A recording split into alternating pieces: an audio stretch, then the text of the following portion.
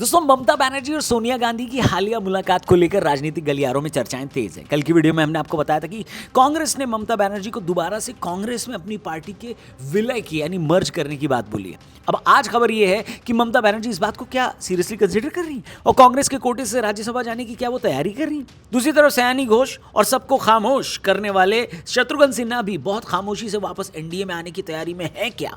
Hello, पूरा मामला क्या है, चलिए समझते हैं। The learning of CID team at Mamata Banerjee's residence, but now Mamata Banerjee has met Sonia Gandhi amid this entire coup within the Trinamool Congress. So that's the big development that's coming in. Election defeat in West Bengal has triggered chaos within the Trinamool Congress.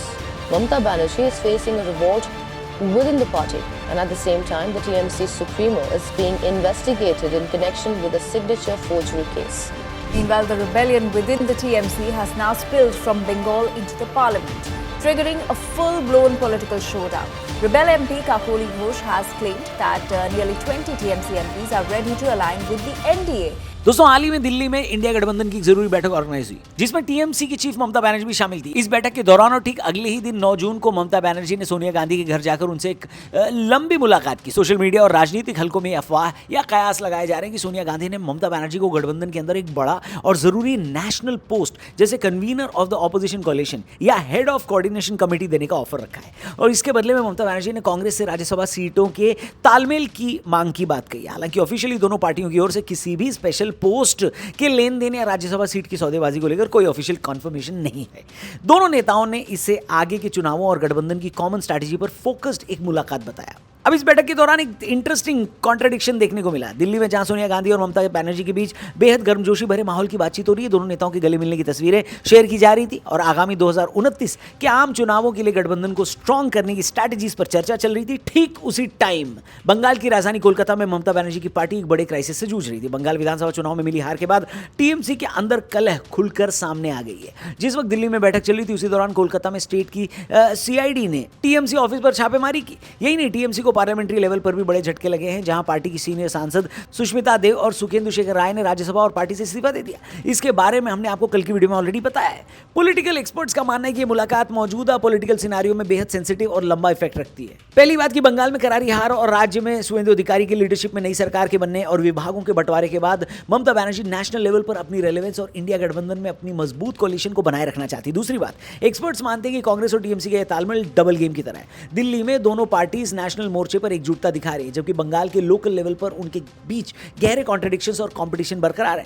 Sushmita Dev जैसी बड़ी नेताओं के इस्तीफे और TMC सांसदों के पाला बदलने की अटकलों के बीच सोनिया गांधी का ममता बनर्जी को इंपॉर्टेंस देना यह बताता है कि कांग्रेस फ्यूचर में भाजपा के खिलाफ लड़ाई में लोकल पार्टीज को जोड़े रखने के लिए किसी भी हद तक लचीला रुख अपनाने के लिए तैयार है, भले इसके लिए उन्हें सीटों या ऑर्गेनाइजेशनल पदों पर समझौता क्यों न करना पड़े। अब दोस्तों, इन सब बातों में सबसे सयानी निकली सयानी घोष। पहले उनका ये वीडियो देखिए। Spark, you have that energy, quite similar to what you had seen couple of years back in Raghav Chatta. He was young, he could speak like this. ऐसे ऐसे शायरी बोलता था, ऐसे ऐसे शायरी बोलता। But I don't have a Chadda na ए नाम के बाद, so Chadda can become Chaddi, Shiny cannot. Ghosh is Ghosh. देखा आपने क्या बोल रही है। लेकिन अब खबर है कि जिन 19 सांसदों ने भाजपा को सपोर्ट करने की बात कही है उनमें से एक ये भी है।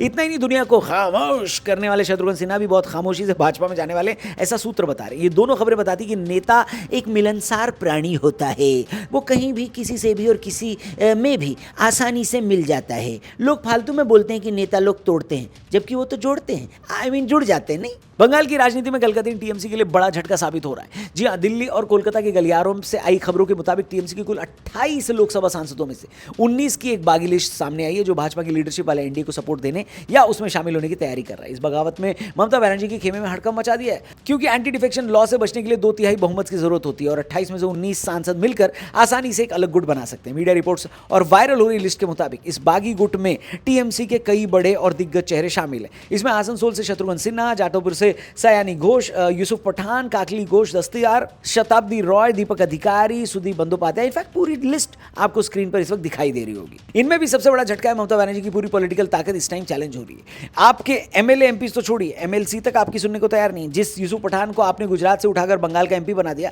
वो भी आपके लिए सीट छोड़ने को तैयार नहीं है। तो आप सोचिए आप खड़ी कहां हैं? हेलो। इसके साथ ही ममता बनर्जी की पार्टी को टूटने से पहले अगर वो इसका मर्जर भी कांग्रेस में कर देती हैं, तब भी कांग्रेस को पहले लेफ्ट से बंगाल के अंदर लड़ना होगा, तब वो भाजपा से लड़ने के काबिल बनेगी। लेफ्ट खुद बंगाल में अपनी खोई हुई जमीन पाने के लिए छटपटा रही है, जिसे आज मौका मिला है। बताइए। अब दोस्तों, कई सारे एक्सपर्ट्स का कहना है कि बंगाल में ममता बनर्जी का हारना इंडियन पॉलिटिक्स में एक पैराडाइम शिफ्ट जैसा है। ममता बनर्जी की टीएमसी की 15 साल पुरानी सत्ता को उखाड़कर पहली बार किसी राइट विंग पार्टी का कोलकाता पर काबिज होना देश के जियोपॉलिटिकल सिनेरियो को पूरी तरह बदल देता है। 3 कारण है इसके। पहला, रीजनल सब नेशनलिज्म, इस पर अखंड राष्ट्रवाद की जीत, जहां ममता बनर्जी की पूरी राजनीति हमेशा से बंगाली अस्मिता और बाहरी बनाम भीतरी के नैरेटिव पर टिकी रही। बंगाल के लोग और बंगाली संस्कृति को खतरा जैसे नारों के दम पर उन्होंने लंबे टाइम तक हिंदी पट्टी की लीडरशिप वाली भाजपा को बंगाल की जमीन से दूर रखा था। भाजपा की इस ऐतिहासिक जीत ने साबित कर दिया कि बंगाल के वोटर्स ने रीजनल अस्मिता के इमोशनल कार्ड से ऊपर उठकर खुद को मेन स्ट्रीम के नेशनल और कल्चरल नैरेटिव से जोड़ लिया है। यह बदलाव इसलिए बढ़ा है क्योंकि जिस बंगाल ने पार्टीशन के समय से ही वामपंथी या रीजनल समाजवाद को अपनी मेन स्ट्रीम विचारधारा माना था, वहां हिंदुत्व और प्रो डेवलपमेंट के नेशनल एजेंडे को एक्सेप्टेंस ही नहीं बल्कि प्रचंड मेजॉरिटी मिली है। यह बंगाली साइकी में आया एक गहरा आइडियोलॉजिकल मोड़ है। दूसरा पॉइंट, सिंडिकेट राज और पॉलिटिकल हिंसा के ऑर्गेनाइज्ड मॉडल यानी कॉर्पोरेट पॉलिटिकल वायलेंस का अंत। बंगाल की पॉलिटिक्स की सबसे बड़ी कड़वी सच्चाई ये वहां का चुनाव और स्ट्रक्चरल वायलेंट मॉडल रहा है। चाहे वो 34 साल का कम्युनिस्ट शासन हो या 15 साल का टीएमसी राज, सत्ता पर पकड़ बनाए रखने के लिए सिंडिकेट यानी लोकल लोग जबरन वसूली और ठेकेदारी का सिस्टम और बूथ लेवल हिंसा का सहारा लेते रहे। 2026 के चुनावों में चुनाव आयोग द्वारा 3.5 लाख से अधिक सिक्योरिटी पर्सनल्स की तैनाती और एसआईआर के तहत लगभग 90 लाख सस्पिशियस वोटरों को वोटर लिस्ट से हटाए जाने ने लेवल प्लेइंग फील्ड कर दिया है। इसके कारण मसल पावर और फर्जी वोटिंग का वो ढांचा ढह गया जो दशकों से वामपंथियों और टीएमसी की रीढ़ था। इसके बाद हुई ममता बनर्जी की हार ये दिखाती है कि जनता अब डराने धमकाने और अपीजमेंट पर आधारित वेलफेयर स्कीम से ऊब चुकी थी। भाजपा का आना बंगाल में एक नई पॉलिटिकल कल्चर की शुरुआत है। वहीं तीसरा पॉइंट है वन वुमेन शो और करिश्माई लीडरशिप के मिथ का टूटना और टीएमसी का इंटरनल स्प्लिट, जहां ममता बनर्जी को इंडियन पॉलिटिक्स में एक स्ट्रीट फाइटर माना जाता था। धारणा ये थी कि टीएमसी का मतलब ही दीदी है और उनके बिना बंगाल की कल्पना असंभव है। इस हार ने न केवल ममता के अनडिफीटेड होने के मिथ को तोड़ा है बल्कि चुनाव के तुरंत बाद टीएमसी के अंदर एक बड़ा स्प्लिट शुरू कर दिया है। ऋतुव्रत बैनर्जी के लीडरशिप में पार्टी के 80 में से 58 विधायकों का बगावत कर देना और पार्टी का इंटरनल रूप से बिखर जाना यह दिखाता है कि बिना आइडियोलॉजिकल बुनियाद के केवल एक चेहरे के भरोसे चलने वाले रीजनल पार्टीज कितने कमजोर होते हैं। तृणमूल का यह पतन नेशनल लेवल पर विपक्ष की उस मोटिवेशन को तोड़ता है जो ममता को मोदी विरोधी राजनीति का चेहरा मानता था। इसके अलावा टीएमसी के ग्लैमरस टॉलीवुड ब्रिगेड यानी सेलिब्रिटी नेताओं का गायब होना यह साफ बताता है कि राजनीति अब केवल चमक दमक से नहीं बल्कि ठोस जमीनी काम और ट्रांसपेरेंसी से चलेगी। दोस्तों, राजनीति में कभी कभी अपने ही गठबंधन के पार्टनर्स की कमजोरी दूसरी पार्टी के लिए सबसे बड़ी राहत और नया अवसर बनकर उभरती है।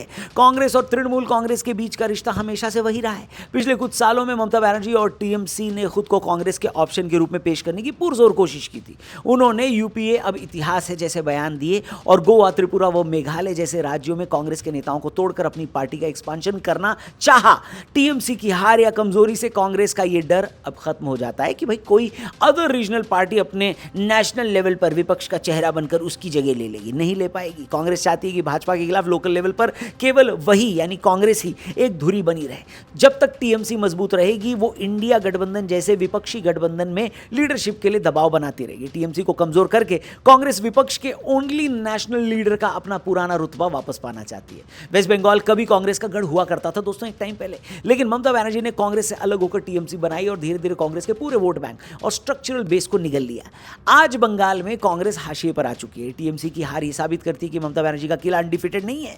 इससे बंगाल में बचे कुचे कांग्रेस कार्यकर्ताओं का मोटिवेशन भी बढ़ता है। पॉलिटिकल एग्जिस्टेंस का नियम है दोस्तों कि आप अपने हिस्से की जमीन वापस पाना चाहते हैं। बंगाल में जो लेफ्ट और कांग्रेस का ट्रेडिशनल सेक्युलर और middle class vote bank TMC की तरफ शिफ्ट हो गया था, उसे कांग्रेस तभी वापस पा सकती है जब टीएमसी कमजोर हो या खत्म होने की कगार पर आए। कांग्रेस जो है वो विरोधी लहर का फायदा उठाकर खुद को इस राज्य में फिर से स्थापित करना चाहती है। है। गठबंधन की राजनीति में टीएमसी जैसी स्ट्रॉन्ग रीजनल पार्टियां अक्सर सीट शेयरिंग के दौरान कांग्रेस को बहुत कम सीटें देती हैं या राज्य में एक तरफा फैसले लेती हैं। टीएमसी के कमजोर होने से कांग्रेस पर से यह दबाव हट जाता है कि उसे हर रीजनल पार्टी की शर्तें माननी पड़ेंगी।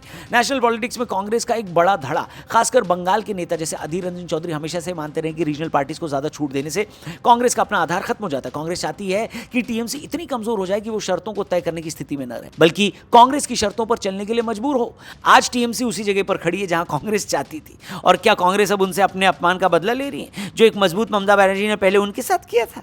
साल 2011 में बंगाल में सरकार बनाने के बाद से ममता बनर्जी ने 2012 में यूपी से अपना समर्थन वापस ले लिया था। आज पूरे 15 साल बाद कांग्रेस के पास क्या बदला लेने का मौका है? क्या लगता है आपको? खैर, इस पूरे पॉलिटिकल सिनेरियो पे, इस पूरे पॉलिटिकल ड्रामे पर आपका क्या कहना है दोस्तों? कमेंट करके जरूर बताइएगा। और जिन सांसदों के बारे में बात हो रही है, रिपोर्ट सारी सूत्र बता रहे हैं कि वो अब एनडीए में शामिल होंगे टीएमसी को छोड़कर, क्या लगता है आपको? आप उनके लिए कुछ कहना चाहते हैं? क्या उनके लिए आपके पास कोई शब्द है, या आपको लगता है नहीं भाई पॉलिटिक्स है, ऐसा होता है, होता रहेगा? जो भी आप इस बारे में सोचते हैं कमेंट करके जरूर बताना। चैनल को भी जरूर सब्सक्राइब करना और हमारे लेटेस्ट पॉडकास्ट को देखने के लिए हमारे टीआरपी चैनल पर जरूर जाना। लिंक डिस्क्रिप्शन में दिया है। आनंद रंगनाथन के साथ एक अमेजिंग पॉडकास्ट किया हमने, जहां पर अलग अलग मुद्दों पर बहुत सारी बातें हुई हैं। मजा आएगा देखकर। डिस्क्रिप्शन में लिंक है। टीआरपी चैनल का नाम है, याद रखना, the Raunak podcast. Thank you for watching. इस चैनल को भी जरूर सब्सक्राइब करना। जल्दी मिलते हैं। जय हिंद।